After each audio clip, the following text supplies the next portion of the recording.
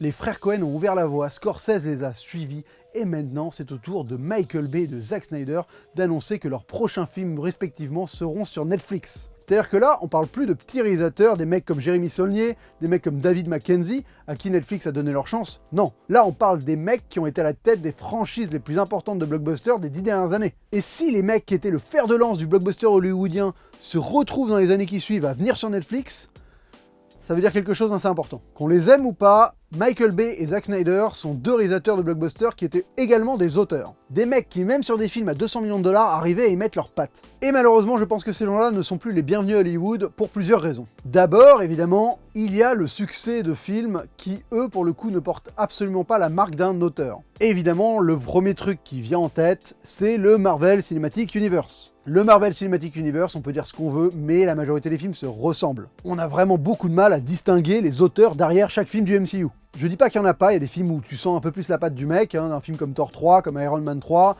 mais ça reste quand même une minorité par rapport aux 20 films du MCU. Et c'est pas nécessairement grave parce que c'est totalement le but du MCU. Depuis le départ, le but c'est de créer une suite de films cohérents dont aucun ne dénoterait du reste. Ce qui explique un peu le côté impersonnel du MCU. Et ensuite, il y a par exemple des films comme Venom qui cartonnent. Et Venom, franchement, c'est clairement un film réalisé par une serpillière. C'est un film qui a été pensé dans des bureaux par des exécutifs en costard-cravate, et on a laissé Tom Hardy faire à peu près ce qu'il voulait, ce qui crée un film particulier, mais qui porte pas du tout la marque d'un auteur. Donc c'est un film qui a aucune patte, et ça pose problème à personne. Et un projet comme Venom, c'est typiquement ce que veut Hollywood à l'heure actuelle. Parce que dans l'univers du blockbuster, ça commence à devenir ultra rare, les mecs qui arrivent à poser leurs pattes sur un projet d'envergure. Il reste quasiment plus personne, peut-être Spielberg, peut-être Nolan, et encore, pour combien de temps chacun? Et tout ça, ça s'explique par la politique générale des studios, et c'est important de la prendre en compte. On est rentré dans l'ère du tentpole.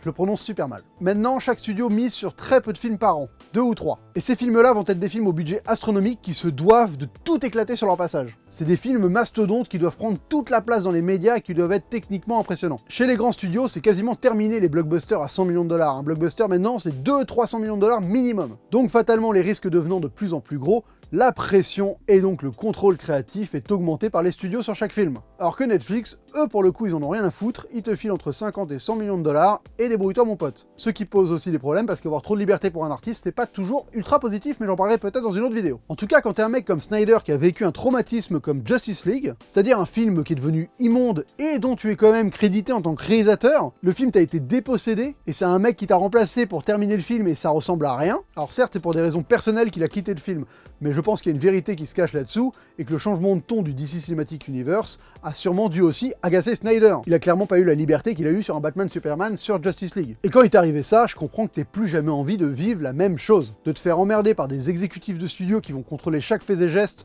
sur un film où ils ont pas confiance en toi, je comprends qu'ils ne veulent plus le faire. Donc qu'il aille chez Netflix. Il y a autre chose qui flingue Hollywood, ce sont les licences à mort. À une époque pas si lointaine que ça, Hollywood arrivait à créer des icônes, des univers, des mondes, des personnages qui ont marqué pour l'éternité la pop culture. Mais ça, j'ai un peu l'impression que c'est fini, non? Je vous pose la question, sur la dernière décennie, combien d'icônes modernes Hollywood a-t-il créé? Y a-t-il eu des personnages aussi emblématiques qu'un Indiana Jones, qu'un John McClane? Et des univers aussi passionnants que Star Wars ou par exemple Roger Rabbit. Ça pourrait paraître galvaudé, mais il n'y en a pas. Maintenant on est tellement en manque d'iconisation qu'on est obligé de te ressortir par exemple Ghostbusters tous les 3 ans, et on va même chercher des licences dont personne n'en avait jamais rien eu à foutre, genre Men in Black quoi. Tout ça parce que Hollywood est incapable de créer des nouveaux icônes. Sur les 10 dernières années, essayez de compter le nombre de personnages iconiques qui ont été créés uniquement par le cinéma.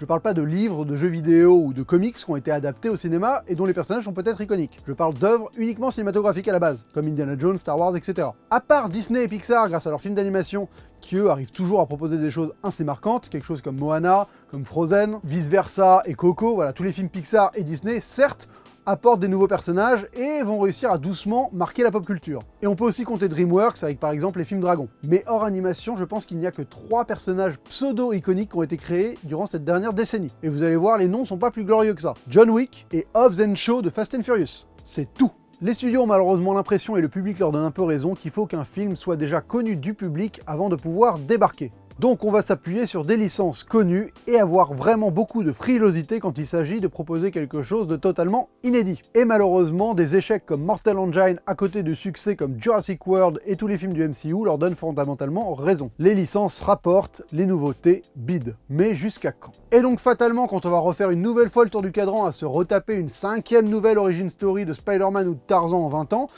je pense que Hollywood va finir par s'effondrer sur lui-même. Mais, ce n'est pas pour moi le critère le plus important qui va marquer la fin d'Hollywood. Pour moi, le plus gros danger d'Hollywood, ce n'est pas Netflix, ce n'est pas le fait de raconter toujours les mêmes histoires avec les mêmes bonhommes, non, c'est la Chine. La Chine est devenue pour certains films américains le marché numéro 1. Et donc fatalement, ça a des conséquences. Déjà, on a énormément de coproductions qui commencent à éclore avec la Chine. Des films comme The Meg ou Skycraper sont des coproductions chinoises avec une star hollywoodienne. Alors même si on parle pas encore chinois dans l'intégralité du film et que le film reste en anglais, il y a quand même énormément de choses qui sont propres à la Chine. Déjà, les films se passent en Chine. Et beaucoup de second rôles sont chinois. Ce sont des films qui sont vraiment à la frontière entre Hollywood et la Chine.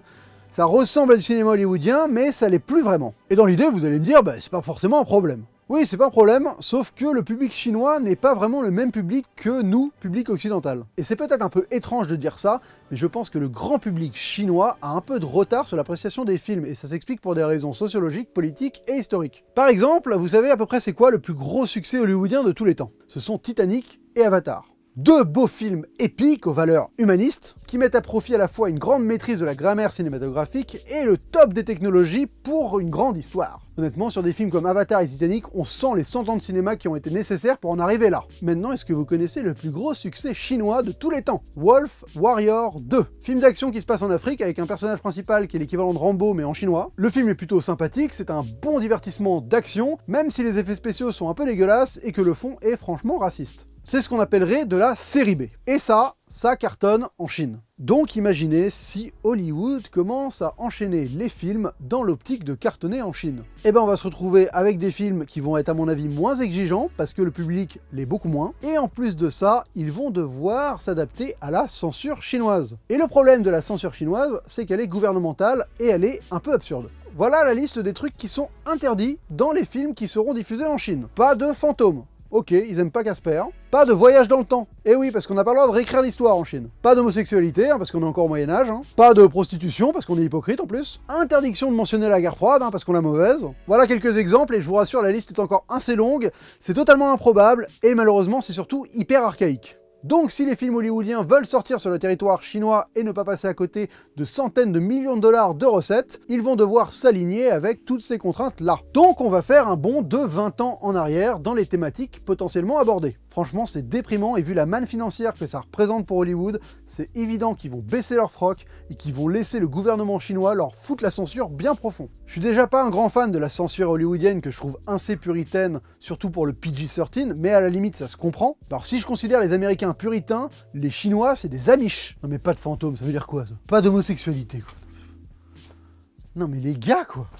C'est pas quelque chose d'extraordinaire, mais il y a quand même une solution qui est en train d'émerger à ce problème. Alors Hollywood a toujours la possibilité de faire par exemple une version alternative du film spécial pour la Chine. C'est par exemple le cas avec Deadpool. Les deux premiers films Deadpool ne sont pas sortis en Chine. Car pour le coup, les deux premiers Deadpool, si on enlevait les séquences qui gênaient la censure chinoise, le film n'avait plus aucun sens. Et c'est pour ça qu'ils ont sorti cette année cette espèce de truc là, Once Upon a Deadpool, le Christmas Story, je sais pas quoi, qui est en fait un remontage des films Deadpool avec des séquences en plus pour réussir à rendre le tout un peu cohérent et qui a pu sortir en Chine. Ce truc a existé uniquement pour pouvoir sortir en Chine et récolter plus de 20 millions de dollars là-bas. C'est tout. Et à mon avis, on va s'en taper beaucoup plus par la suite des espèces de versions alternatives un peu bizarres de films qui à la base avaient été refusés en Chine. Parce qu'ils peuvent pas passer à côté de cette manne financière. Donc voilà, c'est un peu ça le challenge d'Hollywood dans les années qui suivent si Hollywood ne veut pas mourir. Trouver sa place, ne pas être constamment en train de regarder dans le rétroviseur, réussir à créer des nouveaux icônes fortes, ne pas totalement se laisser dénaturer par la censure chinoise malgré tout l'argent que ça peut représenter, et réussir à faire confiance à ses réalisateurs, les laisser imposer un peu leurs pattes sur les projets pour éviter qu'ils se barrent tous chez Netflix qui pour le coup leur offre une pleine liberté. On rentre pour moi dans une nouvelle ère d'Hollywood, une ère où Hollywood n'est plus vraiment Hollywood, je pourrais appeler ça Holy China Woodflix. Le challenge est de taille pour Hollywood ces 10 prochaines années, va falloir se réinventer pour éviter d'imploser. Merci à tous d'avoir suivi cette vidéo sur la mort d'Hollywood, j'espère qu'il y aura quelques pistes de réflexion qui vous auront intéressé. En tout cas, n'hésitez pas à commenter dans la section commentaires pour me dire ce que vous pensez des années qui vont suivre à Hollywood et comment vous voyez un peu le futur se profiler. Vous pouvez aussi mettre un pouce vers le haut, ça fait toujours du bien pour référencer cette vidéo. Vous pouvez également la partager si elle vous a plu ou déplu, parce que pour générer un débat, c'est toujours intéressant de partager la vidéo et de voir comment les gens réagissent. Et évidemment, n'oubliez pas de vous abonner à cette chaîne avant de partir. Merci à vous de m'avoir suivi, on se retrouve très vite pour une prochaine vidéo. Et d'ici là, bonne toile!